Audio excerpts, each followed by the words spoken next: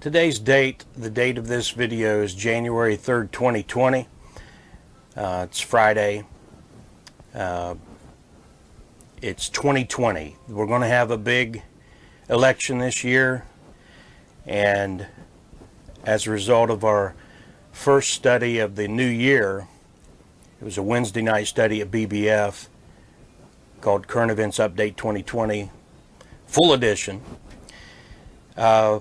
We had a real good question from a fellow named Jason Elliott, and after watching the study, he said, "Brother Greg, I agree with you on President Trump.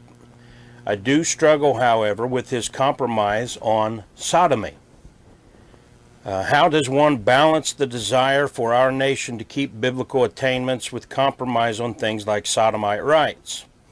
On the one hand, we are supporting a man who is at least friendly to Christians, but on the other hand is friendly to sodomites. Any guidance is appreciated on this matter." And it's a good question, and as I respond, if you hear a little animosity in my voice, it's not directed at Jason. But I get this question sometimes from very friendly brethren like Jason, and other times I'm basically maligned and even mocked for standing with my president. Now listen, I've never stood with a president like this before. Ronald Reagan was before my time. The first time I could vote for president, I voted for George H.W. Bush, 1988, and I regretted it. And I never voted for another Republican until the year 2000, and I got suckered by George W. Bush and his talk about Jesus being his favorite philosopher and that stuff. And compared to his opponent, you know, George W. Bush looked like a good thing, so I voted for him and regretted it. By the time 2004 came around, I was writing in, I think I voted for the Constitutional Party candidate. I voted for, according to which election, but I voted for Howard Phillips and Virgil Goot and Bob Barr. One election I just wrote in somebody, and I wrote in Ron Paul during the primaries. So it's been very seldom, if you could have followed me online since the internet was invented, which was, I think, I got on the internet, I think it was 1999 when I got on the internet. And the 10 years prior to that, or 9 years prior to that, the 20 years since, I've never been outspoken in my support for a president like I have Donald Trump. And this is a good question. Say, "Greg, you're a preacher, you're a Christian. Why are you standing up for Donald Trump?" When, as Jason sees it, and a lot of people see it that way, that he's friendly to sodomites. And I'll tell you this, and this may shock some of you, I'm friendly to sodomites. All the time. Now, I preach against their sin, but you can correct me if I'm wrong, but the only thing I've seen Donald Trump do is, number one, say, the Supreme Court has made gay marriage legal. It's the law of the land. So he's not a king. He's not a dictator. There's nothing he can do about it. It's legal. Now, he's putting judges on the bench and in the Supreme Court that very well could overturn that. And Roe v. Wade, by the way.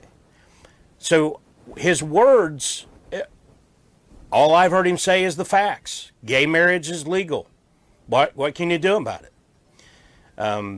I've even got a video out there where I demonstrate how I would do a gay marriage if I was forced to. They said, you either do a gay marriage or you're going to be thrown in jail, or we're going to take your building, and you're going to shut down your meetings. I could do a gay marriage, and some of that may shock you, but go watch the video. You'll see what I'm talking about. How is he also being friendly to sodomites? Is he called for a ban on the execution of gays, in quotes, because they're gay, because they're sodomites. Listen, folks, I don't apologize for being, I'm a dispensationalist. I don't believe we should be executing sodomites. I don't believe if you're going to execute sodomites, then you got to adopt the whole law. You can't just pick and choose.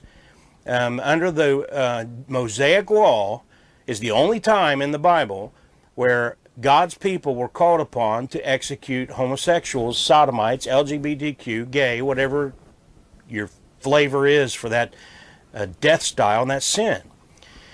And you also were to execute adulterers. So everybody who's ever committed adultery, if you've had sex outside of marriage, you're supposed to kill rebellious children, take them out and stone them, and so forth. As a dispensationalist, what I believe we're to do about the sodomites is to preach the gospel and stand firm on the truth that their sin is sin. Anything beyond that is anti-biblical. Anybody calling for the execution of sodomites is opposing Scripture, and they're in the wrong dispensation. In the millennium, I think they'll be killed again. So after the tribulation and the second coming and the kingdom is established, then I think you're going to get what you want. But in this dispensation, no. And so I'm just going to stick with the Bible. People get mad at me all the time. I have debates all the time with people because I won't go against or above or beyond or behind the Bible. And I'm just not going to do it. So I got this little list I want to show you. And you see this list, on one side is Trump and the other side is Democrats, because it doesn't matter whether it's Biden or Warren or Buttigieg or whatever, whoever ends up being the nominee. You can bet that the Democrat, whoever he is or she is, will side completely with Sodom and Gomorrah and not just be friendly towards Sodom and Gomorrah. There's a reason why most politically active Sodomites hate Donald Trump and Mike Pence. There's a reason, folks. And it's not just because they're not Democrats. And the second one there, Second Amendment. Yes, I've been disappointed a couple of times by Donald Trump. A couple of times compared to every time with the Democrats. Everything. They would come after everything. It's apples and oranges. Yes, we should write letters and respond under his Twitter account if you're on there, whatever. Pray about these things that Trump compromises on. But on those first two, it's a tiny bit of compromise compared to even most Republicans. I mean, other than Ted Cruz and Mike Pence and if we'd got Jeb Bush or, I don't know, I can't remember all the guys, John Kasich, all these people, they would go way further in compromise on the sodomite and the Second Amendment issues. Folks, we're in the last days. I'll be honest with you, I can't believe that a man like that, Donald Trump, is president. And then I see Christians who have trouble supporting him. I mean, you can't be pleased. Just admit it. You would never be pleased by anybody in the Oval Office. And that's ridiculous. And I know when I got it good. My parents weren't perfect. My wife isn't perfect. The people in the church aren't perfect, and they ought to know that their pastor isn't perfect. So we deal with the imperfections, but when you know that you got it good, you should appreciate it. I appreciate my parents. I appreciate my wife. I appreciate the people at BBF. I appreciate my kids and grandkids that I have good relationships with. They're not perfect, but I appreciate the fact that being imperfect like me, we still have way more in common and get along a lot better than, if they were totally in rebellion against God, if my parents were, had been drunks and drug users and all that, which some of you folks I can identify with, having that kind of parent. I have a president who 9 out of 10 times at least sides with the people of God and real Americans. I haven't had that in my lifetime. It's just, if you look at this list, it's easy to support Donald Trump. Those top two, he has had some problems about less than 10% of the time. I'm telling you, 90% of the time on the Sodom, there's a reason why the Sodomites hate him, because 90% of the time he has sided with us. And the judges he's putting on the bench side with us.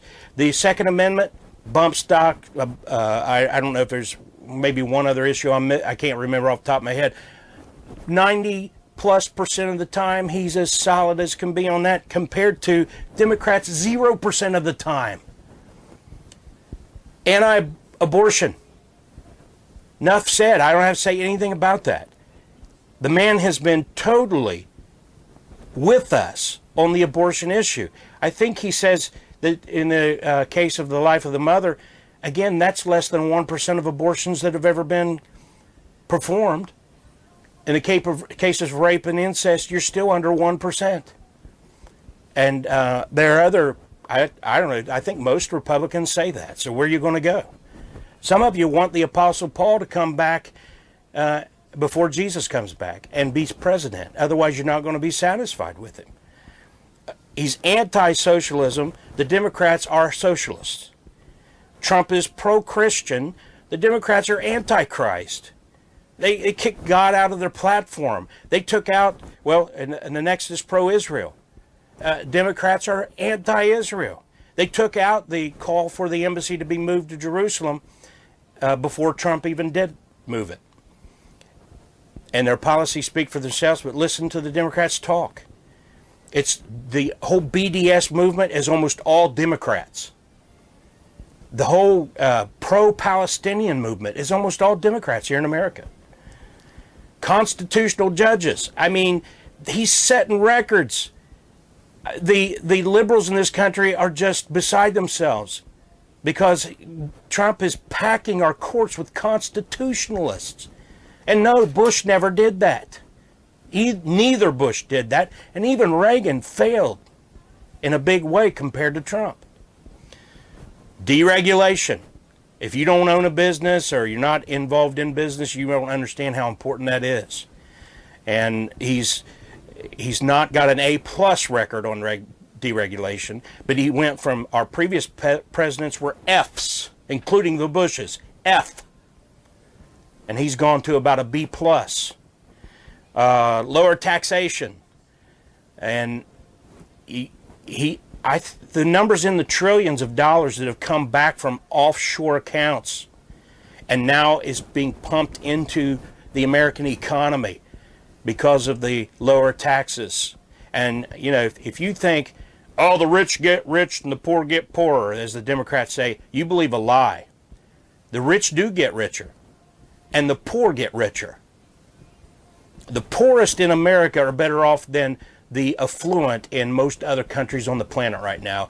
And Americans are so spoiled rotten. And they just, if they don't have a brand new car and a 55-inch TV with a smartphone and all this other crud, then they think they're suffering. It's just amazing. And big pharma reform and drug prices and all that. I mean, it's just amazing what President Trump is getting done to help us. I mean, my insurance, health insurance is going up, and the deductible's going up. And under Trump, I don't think it's increased much at all, but it's going up exponentially previously under Obama and Bush. Pharmacy prices on our insurance, I mean, it's amazing how little we have to pay for medicines. And you got these other, I'm not going to advertise for them, but there's 2 or 3 other programs that you just have a card and it slashes the price. Anybody can get it. And you can thank Donald Trump for being able to get drugs cheaper and easier, and as well as getting access to drugs that the FDA's been blocking. And so we go on, but the last one on the list is pro-America. The Democrat Party and progressive rhino Republicans like McCain and Romney and Kasich and Jeb Bush and the Bush family, they're anti-American. They're pro-globalist. And the Democratic Party is totally given over anti-American. But we have a president who's putting America first and doing what he should be doing as America's president. So there's that list to keep in mind of why we should pray for and support Donald Trump. And when he does something you don't like, you should let him know about it. He used God's name in vain in a rally a few months ago, and we made sure he knew about it, and we told folks, pray for him, because it's bad, it shouldn't do it. But again, don't shoot your, what do they say, cut off your nose to spite your face. That's what a lot of Christians are doing.